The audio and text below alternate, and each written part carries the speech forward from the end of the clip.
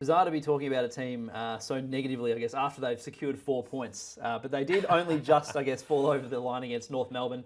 And they too are a different side since the bye. So after their break, they've beaten West Coast. They've lost by 1 point and 3 points to two of last year's finalists in Collingwood and Melbourne. So they're looking okay. And we talked about them, weeks and weeks ago, and the question was, are they going to win a game? Are they going to win? Of course they're going to win a game. Teams win a game. And the wheel turns, as we've sort of talked about on this podcast. They're starting to win more ball. They're starting to use it better. And they're starting to pressure as well as any other team in the competition over the past month. So they're really, really cracking in. And it looks like it might just start being the turning point for a side that, I guess, like we said, many thought might not win a game. You must be impressed by what you're seeing from North Melbourne in many facets of the game. I think their best players are playing really well now as well. Like Larky didn't play too well against the D's on the weekend, but guys like Cam Zurha, the last fortnight at least, has been really, really strong. LDU and Simpkin and Wardlaw in the middle. As you said, their midfield game has improved a lot, but it's also guys like Curtis Taylor. Since he came back into the side, he's now showing the signs that we all saw from him initially when he came onto the scene.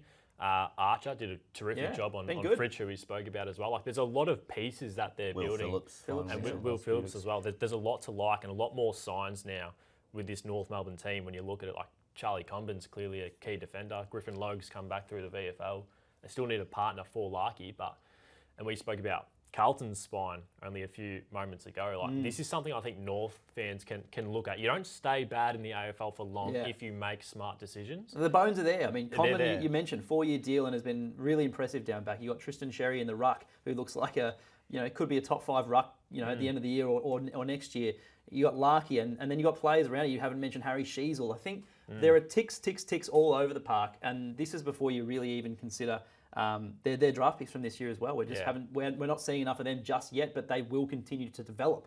And I think they've got the crux of a really, really good team in a few years' time. It's exciting, and I think if you're a North fan, you're not walking away disappointed from these losses. I think the Collingwood one leaves a bit of a sour taste in your mouth. They should be disappointed though, because eventually you do want to win start those. winning. But these are incredibly encouraging signs. Yeah, there's the last 2 weeks I was speaking to a North supporter on Sunday and tried to put that in his ear. I'm like, surely you're a little bit happy. He's like, I'm still sick of like there's still that frustration of maybe not 2 weeks in a row of those heartbreaks. Exactly, nice. But yeah, looking at just North Melbourne, as you said, getting the hands to the ball is a simple thing. We've been speaking about them since the start of last year, probably even since the start of 2022, of how hard it is to try to figure out where their future lies and what type of team they're going to be if you just can't get your hands to the ball and maintain possession. It's Richmond's issue this year. We don't really know Adam Muse's clear-cut game style just because they're being beaten to the ball and don't use it as well. But North Melbourne, they won disposals in 2 of their first 8 games. They've now won the disposal count 6 games in a row. Didn't win the contested possession count any game from round 1 to 10. Have won it in all 4 games since. And then same as uncontested marks are just, contested possession just crashing in and getting it first. Uncontested marks is that ability to sort of find and just maintain possession of the ball and find targets around. They won that stat 2 of their first 8 games. Have won it in their 5 of their past 6. So, yeah, looking at disposal differential, negative 27 per game up until round 10, which was 16th in the comp. Now plus 47. So it's a 60, 70 turnaround almost. And gone from 16th to 2nd in that stat. Contested possessions, negative 17.6 from round 0 to 10, which is just historically bad, to plus 9.3, which is 3rd best of anyone since round 11 onwards. Even the uncontested possession count, negative 18.7 up to plus 30.3, so gone from 15th to 3rd. And their pressure, so with and without the ball. Spoke about Carlton and their ability to sort of do both sides of the ball. North have also increased their pressure. They were 16th for pressure from round 0 to 10, now the 2nd best pressuring side. So all those numbers, it's clear that they're able to sort of get the ball more through the contested possessions. When they do get it, they're able to find more uncontested marks and more uncontested possessions.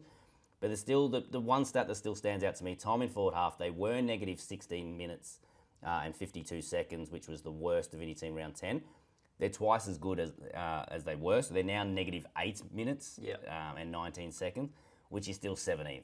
So they've almost halved the time. They're stemming the bleeding. They're stemming the bleeding, they're half the time, but it's still 17th for that time in forward half. So if you're talking about trying to tick off facets of the game that they're sort of exploring, ball winning tick, ball use tick. Now it's about trying to get that territory game. That's the very next step for North Melbourne. Clearly with a time in forward half ranking of 17th in the league, but they're third for uncontested possessions, fourth for getting the ground ball, second for disposal differential. What it is telling you is that they're playing still very much a back half game. Yeah, and so they are being able to be moved against quite easily still.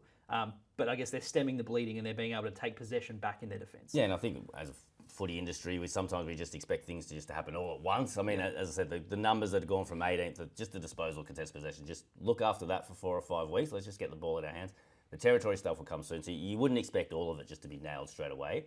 The territory stuff might not get nailed till round 10 next year, but it's still How do you do that? How do you go about continuing these numbers, these really strong numbers in the past month, but then also getting a positive time in forward half as a young and inexperienced side? It will come down to sort of the where you turn it over. So we find that one of the sort of underrated stats is just midfield intercepts, just how often you can win it back when the opposition's trying to come through the midfield, but also how often you lose it when you're going through the midfield. So it's probably just about more their structure when they don't have the ball, trying to chop it off a bit earlier in the field. And when they do have the ball, just sort of probably not getting sucked into sort of the sideways and the chip kicks. But as I said, where they're coming from, you'd be happy for them at the moment. You lose territory, let's just get the ball. Let's just increase our time in possession by 5 or 6 minutes per game. That's going to stem the bleeding, and then that allows us to get our structure and practice ahead of the ball. So I think it's step by step for North Melbourne, but it's a great sort of first step the last 5 or 6 weeks.